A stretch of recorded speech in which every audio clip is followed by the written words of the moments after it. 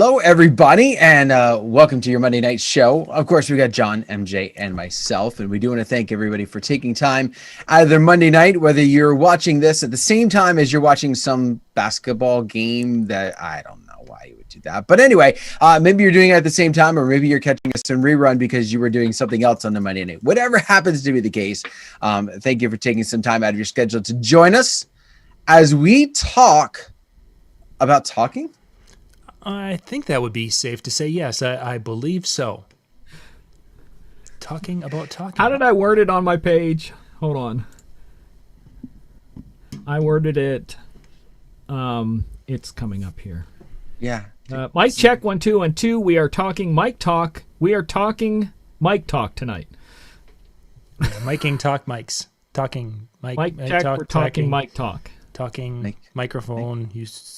Talking. But not a Ben Stowe microphone usage. No. He's got a different. We are not doing that kind of thing. So this will be stuff that the average person can understand because it'll be way below anything that they would be able to think of because that's the way we do it.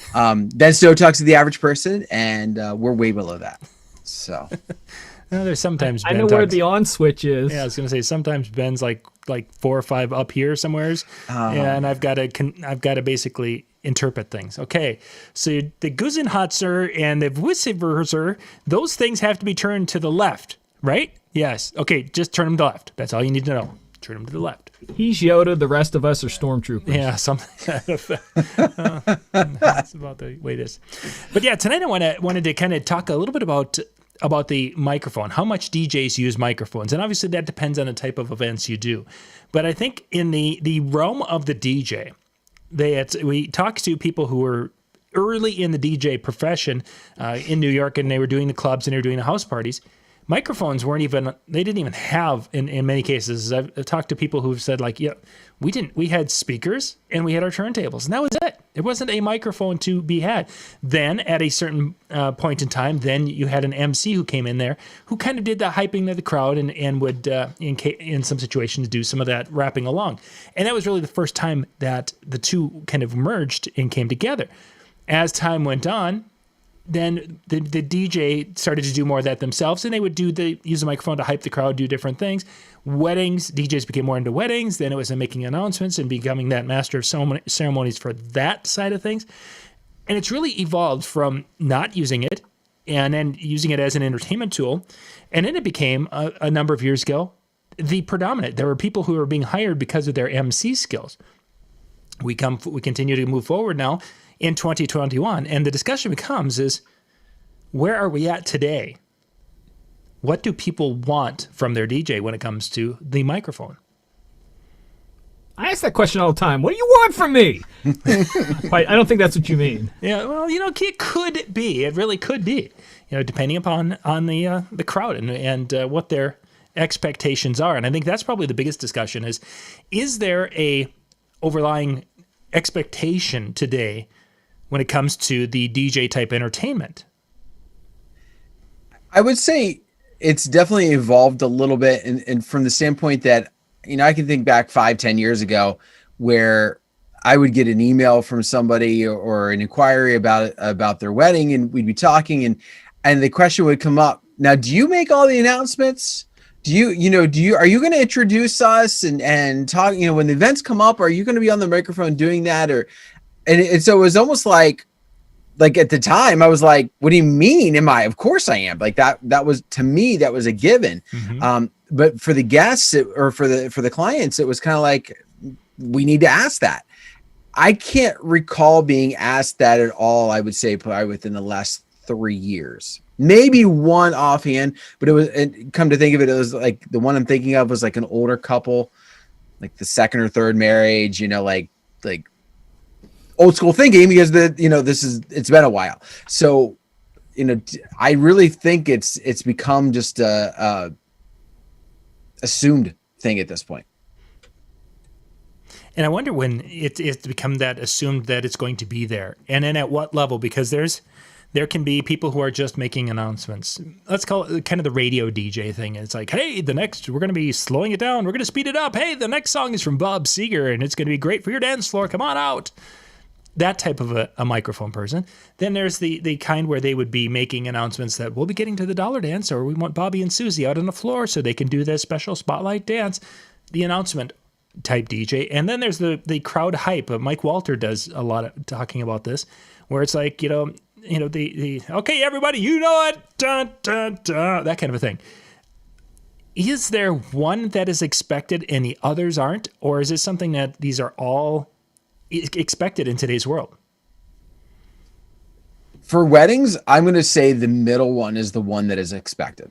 The middle one whereas, the announcements of, hey, it's going to be time for the cake cutting. Let's gather everybody over here. All right, now let's put a hand together for Bobby and Susie as they go to their first dance, like just the basic, and here comes, the people in through the doors. Like I don't think there's a lot of expectation for the hyping. And I really think that the radio DJ-esque style is really not expected. I don't run into that much, and if it is, I'm going to assume it's in a different clientele that I'm reaching out to, or that's reaching out to me. Just because I've run into that a couple times, but not in like 20 years have I been to an event where I've had a DJ do that, into like all the songs or into a lot of them. MJ, in the club's scene that you work through, are there different types of DJs as far as using the microphone and they're doing different things with it? Or is it pretty much uniform in your area and in your market that the music does the talking and there's no microphone? That all depends on what shirt you're wearing. No. I would just like to point out the fact that I try to do a theme shirt every week. I thought Dan was going to ask me. I'm going to. It's just not yet. Yeah, not yet. The only shirt I had that had a microphone was this Mackie shirt that on the back, the guy has a little microphone in his hand. That's all I had for microphones. Turn around so we can watch we'll just watch the microphone for the rest of the show. Please do it backwards. Okay, great. So anyway, MJ, tell us. The mic's not going to pick up back there because it's right here. Not so much. It varies a lot. I'm going to give you that much because I have DJed in clubs where they flat out tell you don't talk on the mic. There's no microphone there to plug in. They don't want microphones. There's several places I DJ at. They don't want a microphone. Other places, it's minimal, last call, or an emergency, or something like that. Other places, every hour I want you to say something. Other ones, it's bananas crazy, whatever you want, it doesn't matter. A lot of them, the owner or manager is the only one allowed to talk on the mic. So they will get on there and ramble half drunk about something while you're just trying to do your job, and then they pick up the thing like, hey, you guys want to hear that song from the 80s, right? I know you all do. And I'm going, oh my word, I just want to stab him, me, or everyone. Whichever puts us all out of the misery first. But primarily the ones I do, it's minimal talking. It's mainly your mixability is what you're hired for. But you'll do certain things here or there. I usually will wait to a certain point in the evening and welcome everybody, but usually it's when everybody's there. And there's this whole thing called a cheap pop. I don't know if you know what cheap pops are. So imagine you're going to see a band, and wherever town you're from, the band goes, hello, so-and-so, and it says the name of the town. That's a cheap pop because everyone's going to cheer, but he makes no effort to make the crowd cheer. So I'll do cheap pops, so I'm like, oh, what's going on, guys? Something, I don't even know, something like that. Like, right. You guys are freaking awesome, something like that, and then they'll cheer. That's a cheap pop. So that will be a little bit of communication. But most of the time, you're just mixing little things here or there. We try to avoid shout-outs, birthdays, because once that starts, it never ends. I'll at most, if I get a lot of people for birthdays, I'll just at one time go, hey, I can't do individual birthdays, but this goes out to everybody who's having a birthday this week, and then they cheer and I play some birthday song and they like that. But it varies wildly. It really does. That's all I can say. So we don't have a lot of clubs in my town, but for the two that we have, there's a lot of promotion. So there's a little bit of a hype that goes into it, but it's a lot of promotion, a lot of, tipping the bartenders, getting crazy, shout outs to local colleges and things like that. Question? Sure. When you say bar, okay, describe the inside layout of the place. So is it primarily wide open for dancing, or are there a bunch of tables and stuff with some area to dance?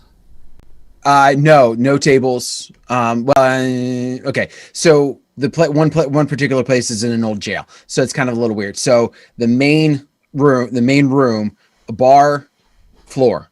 That's it. No tables or anything like that. Now, COVID might be changed things for them. Right. Yeah. Pre-COVID, club. That's a club. Right. And then the other one, similar idea, similar kind of layout. I think they may have a couple extra tables, but it's mainly bar, huge dance floor, and that's really about it. Okay, then that defines. You can always look at. Yeah, I wasn't going for the bar thing. I knew what you mean. Yeah. Yeah. I just wanted to make sure. Yeah, because some people go, "Oh, I work in a club," and you go there and it's a bar with lights, and that's not a club. There's two different mentalities especially when it comes to what we're talking about on the mic. So you're saying they're talking about other nights or doing drink specials? No, just like whatever the drink special is. That like focusing mainly just that night. Trying to just get them attacking the bar for something. Yeah, if the place is bouncing enough, you don't have to worry about that because the bar is. But here's something that I've never told this story on here. I love this story so much. One of the places I spent it up until COVID, I was there every week, and they decided they wanted to do a country night on Wednesdays. So they were trying it. Nobody was really showing up, but I would still do the announcement. Hey, in case you guys are interested, Wednesday night we have a country night. As soon as I say that, the whole place boos. Booze. And I smiled. I said, hey, I'm just telling you about it. I ain't gonna freaking play it. And went into the next songs. I was like, yes, I love these guys. So it, like I said, you get a little bit of everything. I know places that have two rooms. One talk, other room don't, because you're to play music that people can get away from this room and grab a drink. And everyone's purpose to grab drinks in here. So it varies. That's all I can say. It varies. So the style of that. Do you feel that you've ever, like John had sent a message earlier, and I don't want to jump off subject, but the message you sent, do you feel that mentality that Dan was talking about at those types of venues is affecting mobile events like weddings and parties and stuff when it comes to microphone use? And that's what kind of getting to that is that somebody I jump ahead, sorry. Yeah, no problem. That's kind of where we're headed to. Is there was a comment on a show that Mike Walter and Joe Bunn had put up, and someone had made the comment that they're seeing more DJs who are getting more into the mixing and less into the microphone side of things, which if you follow Joe and Mike is the microphone guy, and he will be the one to hype the people. He'll make the announcements, and then during some songs, he'll be the one to try to build that energy by posting a line type of thing is what he refers to as. For weddings and the right crowd, it's a great, great tool. That's not Joe Bunn. Joe Bunn is more of the mix person, making the announcements, introducing the wedding party, doing the basics, and then he's going to let his music do the talking. The person is basically saying that they're seeing more of the Joe Bunn type requests and the Joe Bunn type performance in their local market over what we were doing a few years ago, which would be closer to what Mike Walter was doing, where it's going to be more of posting the music a little bit so people can sing along with it, or they can scream along, what have you. I have a thought behind that movement.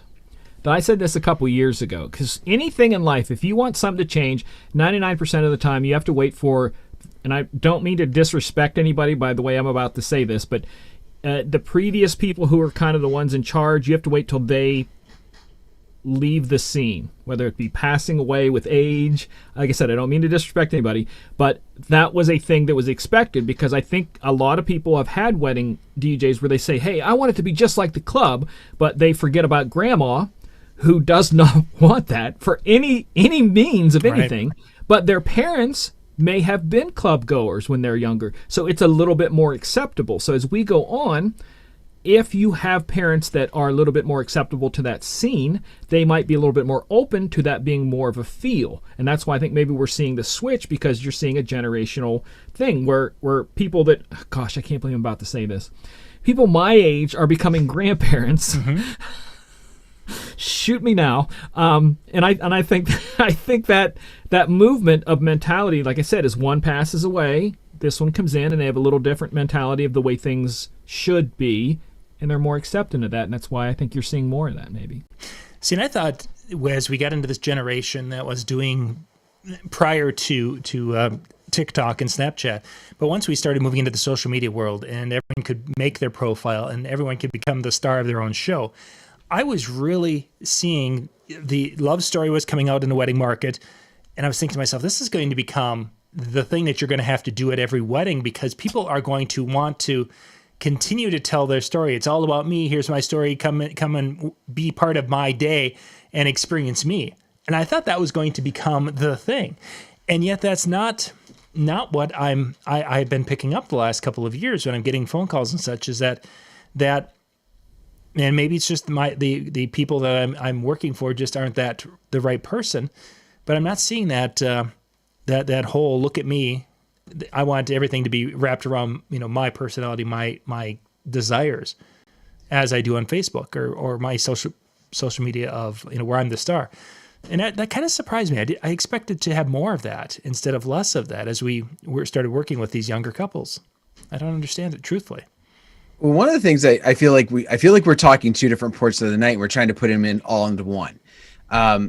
So for example, first off, to talk what you were talking about, John, with the the talking about them and setting that portion of the night. I still think that is there. In fact, I will say this, the love stories is something that I've had in my repertoire now for, I think I did my first one this fall of 2018. Yeah, fall of 2018. And then I did another one that January, and then I didn't do any more. Mm-hmm. I've got 3 in 5 weeks, of the style that I'm doing. Suddenly, sure. Like it's caught on. So I think that telling of the story is still there. But the second portion of the night comes to that mixing and the emceeing over, or the hyping and all that over top. I feel that that's a little bit different, and I see them as two portions of the night, depending upon how you're handling it. I do feel that they still want their story told. They still want that attitude, but I think too often they were kind of in a situation, or they've been to a bunch of weddings where the DJ was nonstop on a microphone. Mm-hmm. And so there's been some pushback from that. And I feel like that was, something I ran into before also, which was some of the guys in my market. Oh my God, they were the top guys, but it was like, they never shut up. And so what ended up happening was it suddenly seemed like it was all about them. It was all about that DJ. And maybe they weren't doing it the proper way to work it so that it wasn't about them and it seemed like it, or maybe it was just an impression that the couples had. But that really was some pushback that came. And so for my personal style, I've never been to an event Joe's done, but the way you've described Joe's thing, where I do a lot of this stuff in the beginning, I do a lot of my personality, my connections and everything else with that. And when the music comes, I'm mainly letting that do the talking with a little hype here and there. I mean, a little, just enough to kind of keep that energy going, and maybe kind of set them up a little bit more. But I do feel that those are two different times of the night as far as what our clientele are going to want. I think most of them are very comfortable with that stuff up front. And it's the second side, which varies, I think, a lot from couple to couple, or even level to level of clientele. Let me ask a question here. We've all been to the DJ Expo, and we've been to events that they hold showcasing artists where it was nothing but scratching, mixing, and other ones it was nothing but a couple people on a microphone yelling for an hour and a half. Like Dan's talking about a good, what I would presume would be a good balance. How do you feel about that yourselves as people who do these things? What do you two like when you go to a wedding? What do you like to see as a guest? John, you want to take it first? From my standpoint, I want someone who's going to make announcements and make them clearly and concisely. I don't want someone who's going to be talking into the microphone like this all night, so it sounds terrible. It's got to be something that they're knowing what they're doing. They're making the announcements so they can be intelligible for the crowd. Do I want a person who's going to hype up the things later in the night? It's not my style. I mean, I can appreciate it, and it's like, oh, that's kind of, that was neat what he did there, that type of thing. I could see that being, a part of my thought process. But I think I would be looking for someone who comes across a little bit more polished than having a crappy microphone or sound system in which I could not hear them. That's probably my biggest pet peeve when it comes to any performer in a microphone. If I can't understand what they're saying easily, then it's time to tune them out and move on to whatever else there is. So that's my biggest beef with that. So very similar. I think the style that I like happens to be the style that I'm most comfortable with, which is very, almost a polished master of ceremonies setup in the very beginning. I don't like the ones that are over the top hyping, like going into intros. Like I feel like you're leading us too much. It's too early. Like we haven't built that rapport. And the ones that are like trying to get you to go over the top, it's like, I'm just not there yet. I do like a little bit. I do like the little bit of a flavor of some hype when it gets to open dancing, just again, to kind of cater it. What I don't like is the ones that try and do a hype, but do it as a radio DJ. You know what I mean? Like they're trying to hype, like, hey, for all the ladies, we've got this one.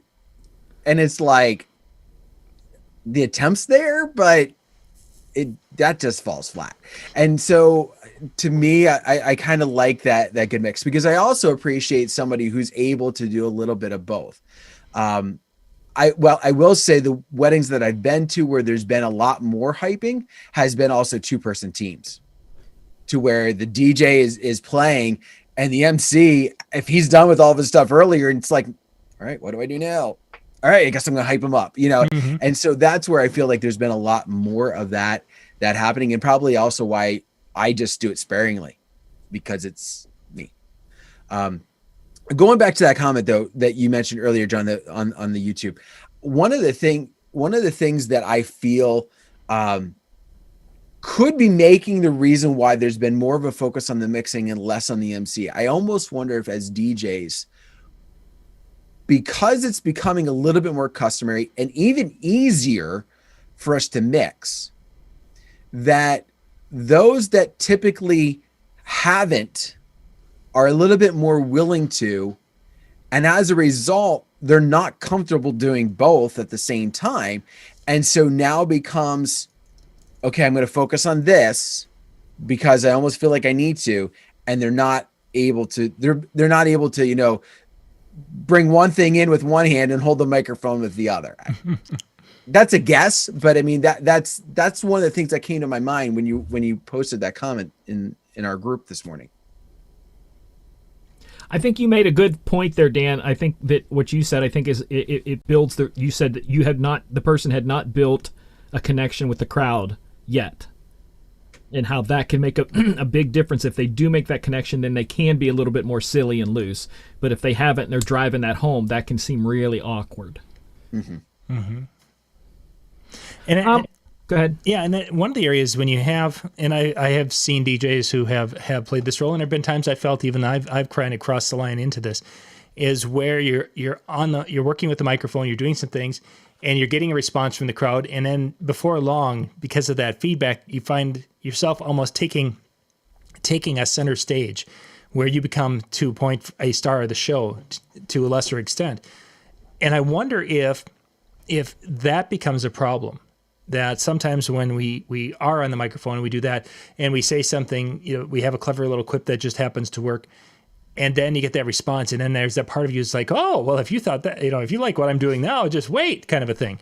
And it's just that human nature that a person has to continue down that road. And I wonder if things such as that, by the people who were engaged, we built that little relationship during the dinner time, whenever that was, they loved it. But there might be those people that are sitting on the over by the bar that were drinking earlier in the night and didn't hear some of the setups to it, and now are thinking that, hey, this person's like full of themselves. All they're doing is, it's all about them, or however they would view it.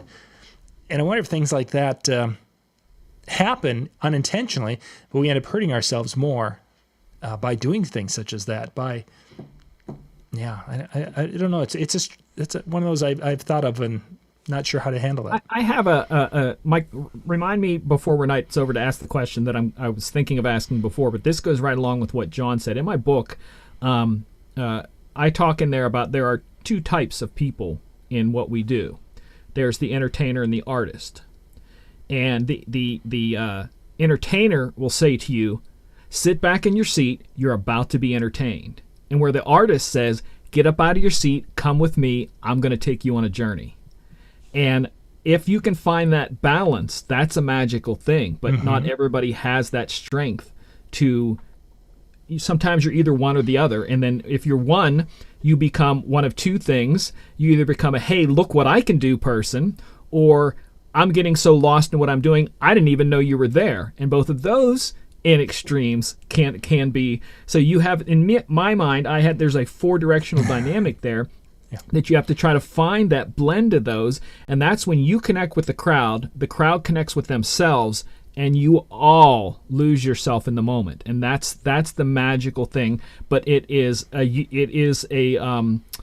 what can I say here? It is an honest lawyer riding a unicorn. It's that rare. You know? I like what John says in the chat. They've been talking baseball, but John Colley finally threw something in here.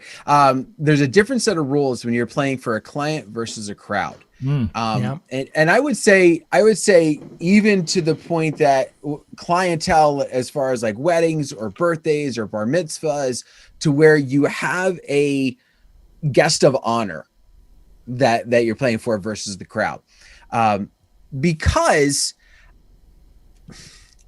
when you're in a club or a bar type of scene, I know it's all about driving the money. Don't get me wrong, but there's a lot of promotion in a way that you're trying to do for yourself, so that the nights that you're there are the nights where they're busiest, right? Like, they're going to make their money on the bar, but also you've got the crowd coming in because they came to see you.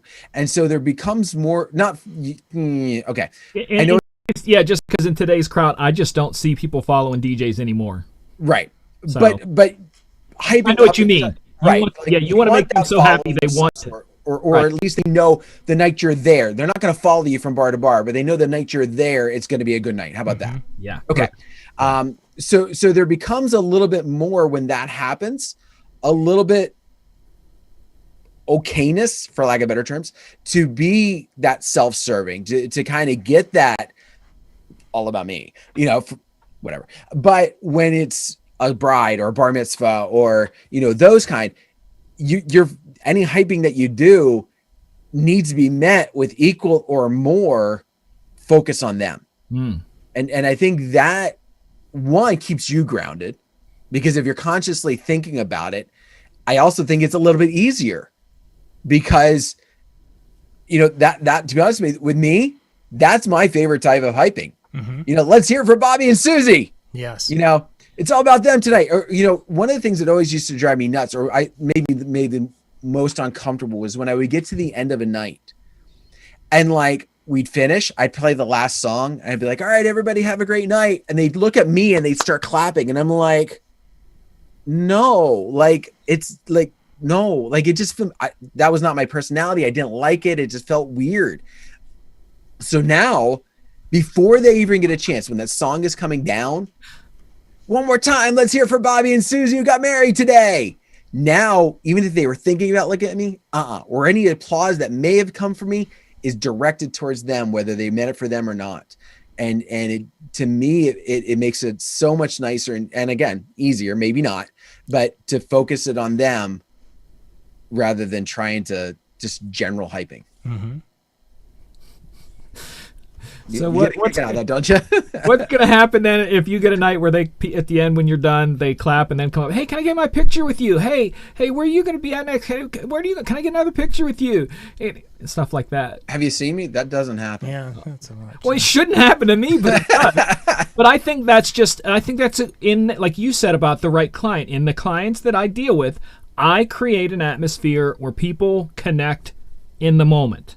And they see that I'm in that same moment, jumping around, being just as happy as them. And it's not me pointing at me. It's they realize that they found something special in that moment. Not me. I didn't deliver it. They may have seen, oh, he's the DJ, but they found something in themselves in that moment. And that was my goal, like you said, pointing it out. My goal even as a DJ is to make them forget that I'm there and just lose themselves on the dance floor. That's my goal. I want them to lose themselves so much they lose their mind and just want to come back. And that's again, that getting the people in that moment, whether it be through vocal stuff or DJing, is a tough balance.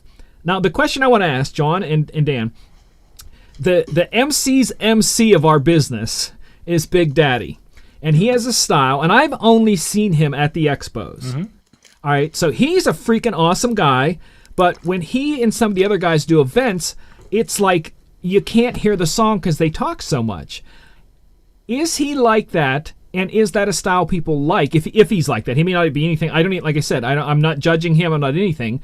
But what is a person with that much experience and personality and voice at a wedding and stuff? Is he that way at the weddings, or is he split himself up like Dan said? One part of the night's one thing, one's another. I would say that's probably more that, where there is the differentiation from the early to the late. I think you're also seeing in Big Daddy's world, he's a bar mitzvah DJ. And that's totally different, yeah. Yeah, and then that's going to be another different world altogether. But yeah, I think you see more hyping than you would see at a show, because at a DJ convention, the songs are, we're playing a 30-second clip, and that's too long, and we've got to be quick and bang, bang, bang, and doing all these things that would be spread over an hour time frame. Right. We're doing it in 10 minutes.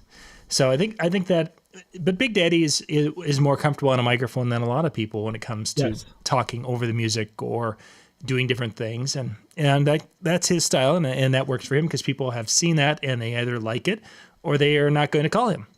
It's just as simple as that. Yeah. But he's being honest and genuine. This is who I am. This is what you're going to get.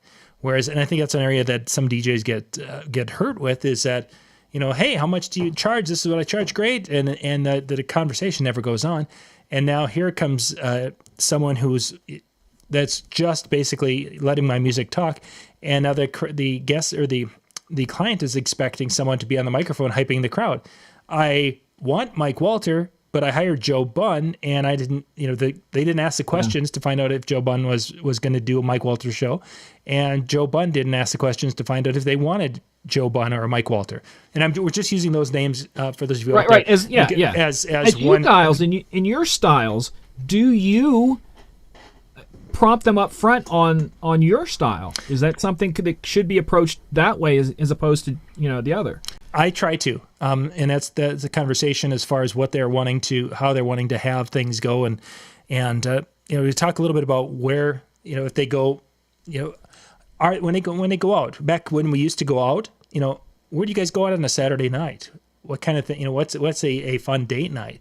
And you find out that sometimes they're like, oh yeah, we go out to. There's a couple of clubs we go to. Well, I kind of know those clubs and what they do. One's a hard rock place where it's basically rock and roll, and one's more of an urban where it's hip hop pretty much all night long. That's a starting point. From there, it's like, okay, when it comes to engaging with the DJ, early on, you will want the announcements made and such. After that, once we get into the evening, how much do you want to have the DJ engaging, or is it something you just are going to want to dance, or how is this all going to fit to you guys kind of envision this? And I'm asking kind of, or saying, do they know even at that point what they want? Sometimes they do. Sometimes they're like, hey, we want somebody who's going to help us have a good time. And that's generally telling me that that's someone who's wanting. And there are times where like, yeah, we just want someone who's going to play the music. We don't want to hear from the DJ. And that's actually what I'm hearing more and more, is we don't want to hear from the DJ after the spotlight dances are done until the very end of the night. When you basically say, now we're going to shut it down. That's come out. And I think part of that is because of, as Dan referred to earlier, they've seen DJs who are on the microphone all night long, whether they were making the next song's going to be this one, or if it was like, everybody put your hands up in the air, woo, for the 47th time. Redundancy. And precisely. It's like there's other ways to do things to work with the crowd. And Mike Walters does have a lot of little tricks that he does that get people to do something, and it's almost on a subconscious level to where it's not saying do this, but you end up doing it. And that's that again, where I say that you get that balance of connection with the crowd in that way, where they almost forget you're doing that, but you're actually doing it. That's a magical little thing. Oh, for sure. Yeah. And I remember Randy Bartlett talking a lot about that as well. Just kind of this idea of, a good MC, a good mobile event MC will say something that the crowd was probably going to do anyway, but do it just early enough that they get credit for it, or it makes it sound like they were going to tell them what to do. And then the crowd follows them even more for the next one. Mm-hmm. So, just kind of one of those little tricks. And, that's true. I mean, if you study, and that's one of the things I love about Mike Walter is the fact that he studies audiences and he studies the craft and how to tweak it and stuff like that, so that he's always learning a way to react to that crowd in a different way that again, that subtleness, that almost subliminal, like, you're going with me. I'm doing it and you're going to do it because you want to. Yeah. That's a good way of looking at it. Make them want to when they don't. That's see, again, in my book that I'm writing, I write a whole chapter about lies and manipulation, and it talks about how we as entertainers it's a very manipulative business, to where our job is to create an emotion or feeling somehow, some way, through talking, playing, flashback song, whatever, and to do that so subtly that it becomes subconscious. That's a ninja. I love that. I've seen DJs do it with music. I've seen people do it on mics. Special.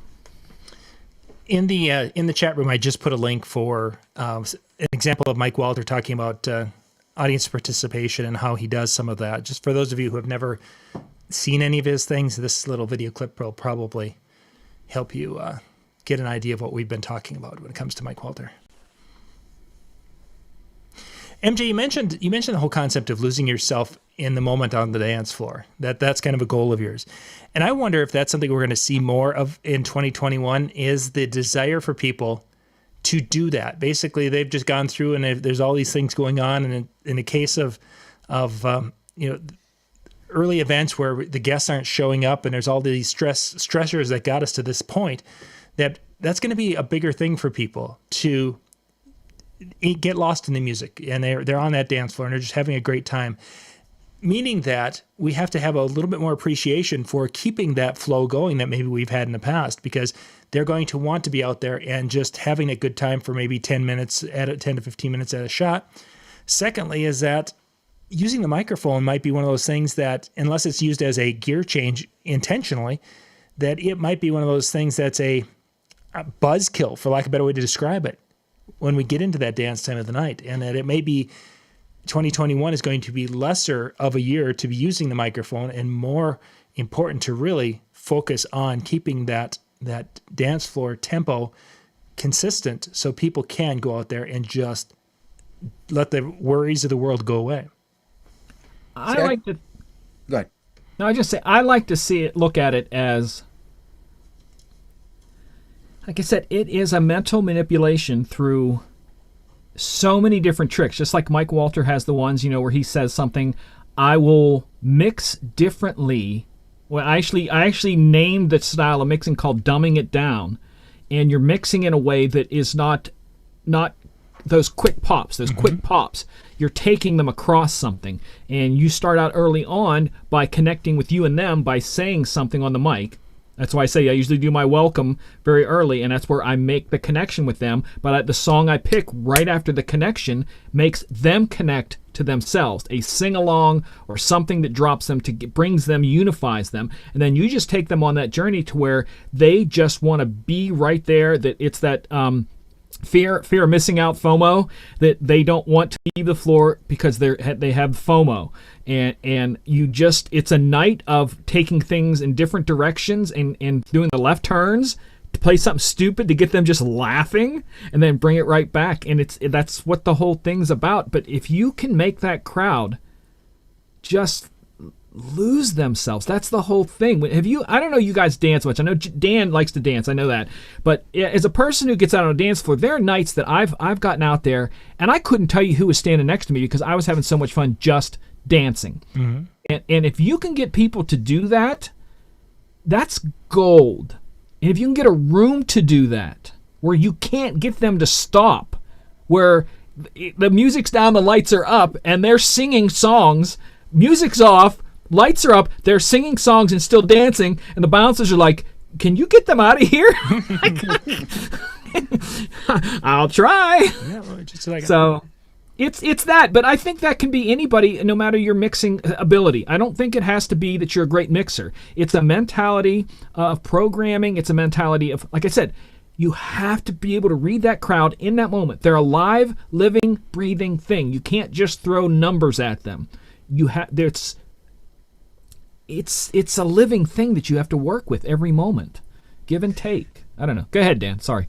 No. So I feel like this year is gonna evolve itself. So in the beginning part of the year, as you first get into your events, I almost feel like you're gonna have to do more of that hyping, more of that drawing them out, more of that forced excitement, for lack of better terms, because they're going to be a little bit more hesitant. Like, they may want to get out on the floor, they may want to get out and dance, but they're going to be a little bit more pulled back. And I think that also, going back to Big Daddy and the expo things, I think that's why some of the hype in that he does is ramped up at an expo show, because I mean, for the most part, it's a big sausage fest, right? So like, guys are not out there dancing per se until we get so caught up in following him and the hype and the lights and everything that's going on, that suddenly it's like, oh, I mean, watch, go to the pool parties or whatever in the beginning, when it's just a DJ playing and there's not really anything happening, and you've got a couple of people that are dancing, and you got most everybody going, like, just staring up at the person. But how many of those people, like, again, how many of those DJs are playing to a dancing crowd? Because what I see at the expo is I see the Big Daddy side where it's all talking, and then you go to the Scribble side where it's all mixing. I think there's people that they want to dance. I'm talking in the party part. I'm not talking the performance part. But there's been a few of the parties there's a few of the parties I know what you're talking about, that are the Scribble, the scratching, and it's like everybody's staring. But even some of the other ones that are playing party hits, that are mixing well, that are purposely geared a set that should be a dance out party, and you've got some that are, and you've got a large portion that are just staring up. And then you get that hype going, and that pulls it in. I have a feeling some of our crowds, especially in this earlier part, are going to be like that. They're gonna kind of stare, because they kind of forgot what to do. Mm-hmm. And then they, so you lead them and you pull them.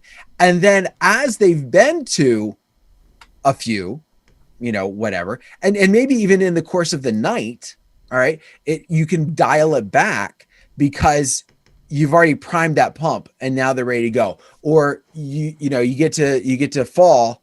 It's a good bet that, they've been to at least one event of some form or fashion, whether it's been a night out or another, special event for somebody, that you can kind of use those people to be your prime pumpers.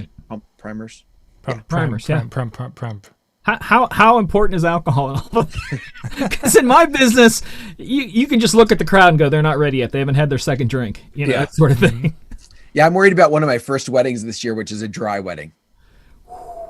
Yeah, first wedding, like one of the first weddings, and it's a dry wedding. You're going to work hard. You're going to earn your money that night. And not to there's some other, I'll share some other details about this place when we're all said and done. The venue's a challenge to begin with. I love the place, but a dry wedding with this venue, it's going to be hard. Cool. Yeah. John, you look like you wanted to say something really important and life-changing. No, actually, I was just kind of listening on the things, and then John Colley there mentions a lot of psychology in delivering our delivery and performance that most people don't realize, and as you kind of just sit and think about that, and that's so true. And I think this was one when I was moving into a multi-system, and got lucky and got a couple of really good DJs who could grasp that, because it's really tough to teach. Yes. But they could grasp that. And then when you start to get more, and you're like, oh gosh, look at these first two DJs. They're awesome. I must be great. I must be the best teacher ever. And then you just assume that everybody gets it. And then you get to the point where it's like, some people just don't comprehend that, because there is so much of that working of the crowd, and having a gut feeling of where to go and what to do, when to use the microphone, when to use a song, when to use a drop, or maybe to cut a song and drop a part of a song, all these little nuances. It is that's why science. I think that's one of the reasons why, when you're looking for other people to add to your system, their ability to DJ is not something you look for. I mean, I know that we use Mike Walter and Joe Bunn. They both have very different philosophies, and they've been very vocal about it. Joe likes to find DJs and then train them in his ways, and Mike would rather the person never touched a controller before in their life, and he likes to find those people persons, those people that can have a conversation, that can be personable, because they're the people who are going to be able to identify what's happening out there faster than someone who just knows what buttons to push, and then train them the right way with the equipment. And I think that's spot on. I mean, there's a lot of people watching and observation that goes into what we do. If your head, that's why one of the reasons why they say having computer face, Serato face, VDJ face, whatever, is so bad, because you're not observing what's out there. You're not feeding off of what's out there if your head's there. Yeah, it's there was a night that I was DJing, and it was getting ridiculously wild, to the point where they had a couple high top rounders at the place. And I have pictures of this where girls were climbing up on top of the high top rounder. So we're talking song to a point, and I said, I'm not going to lose the crowd. And then I went to the next song after that. They got down off there, but they were still there. And I said, watch this third song. I said, the guys will go to the bar, the girls will stay here. They did that, and then the next song I went into, I said, watch, they're all going to come back out on the dance floor, but they'll be in a more respectful mindset. And I did that and brought he's like, how do you do that? And it's just, I think, experience where you see the crowd to where I manipulated them into calming the frick down, grabbing a drink, then coming on back out and joining us. See, and that's the magic without saying a word. And that's really the magic of playing music from Huey Lewis and the News, is that you can go. No, they go crazy on that. Bring the crowd back, and they're ready to be party. Okay. No, because I look at music a lot differently than most people do, because I see songs as being sing-alongs. I see songs as being dance-alongs. Even if it's not a line dance, you have dance-alongs, because if there's a clap section in there or a fist pump, that is something that unifies them. So you can unify them through movement. You can unify them through the songs they sing, just a hook. You can unify them through something that they relate to. If it's something going on at that time and you just drop that, like at college, any college song that says the word college in it, you're going to have a good reaction. Stuff like that. There's a lot of, like I said, in my book, there's that whole chapter. People, you might think it's about me talking about people lying, but it's about us, the entertainment business as we are. We, like, even right now, those of you watching right now, we are trying between the three of us to talk just enough to keep it entertaining without one of us talking too much. That never But happens. it's funny, like, as I think about this, I'm like, just that idea of taking them on that journey for the those 4 songs, and thinking forward enough that you could pick out those 4 songs to do what you want. Most likely you did it in a manner of mixing that was smooth, not just cut mixes. And you had and I would probably bet they were probably even pretty darn close in key too, just because my guess.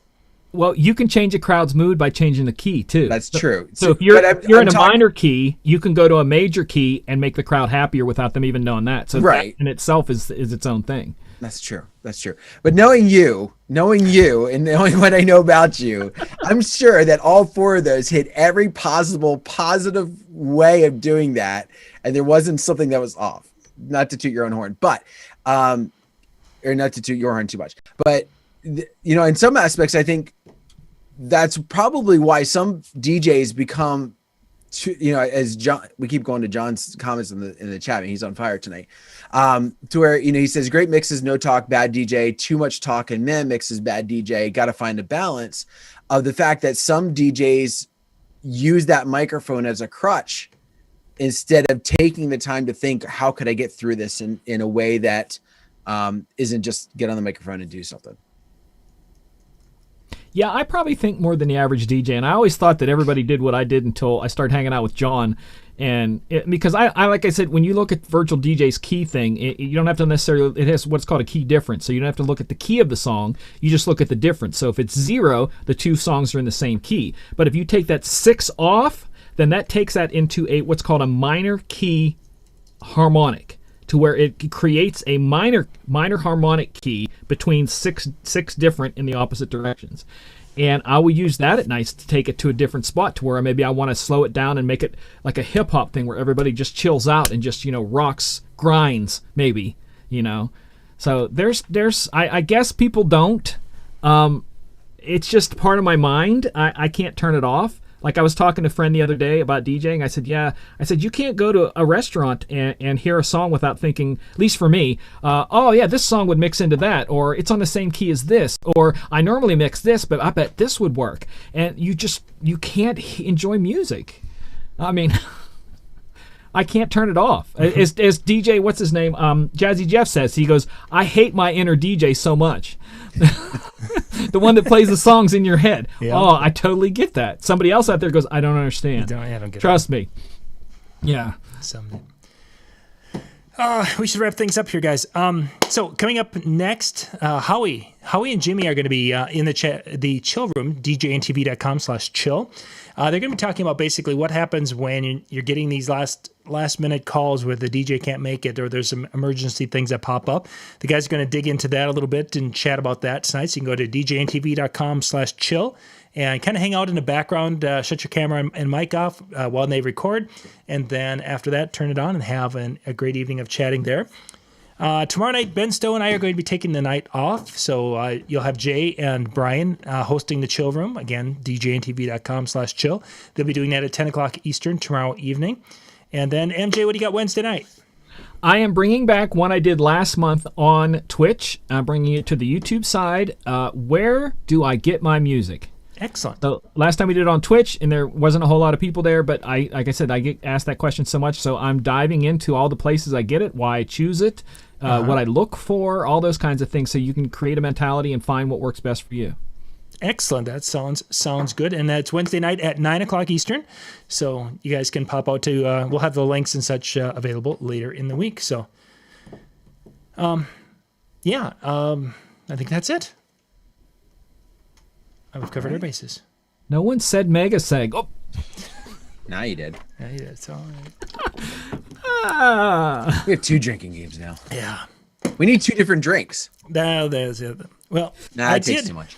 I did bring out my new Perfect Portals, who's one of the new sponsors of DJNTV. So I'm ready for some hot cocoa, except today it's 84 degrees outside. So it's like, yeah, I'll do that next week when it's probably going to be in the 50s, where it's supposed to be in the 50s. So. Very cool. Oh, my goodness. Well, on that note, guys, we do want to thank you all, guys and ladies. Thank you all for taking the time out of your Monday night to join us. Hopefully you learned a lot. Hopefully you had some fun. And if nothing else, you just laughed at us and enjoyed your evening. But we do appreciate you for taking that time. Have yourself a wonderful night. We'll see you next week. Good night. Bye.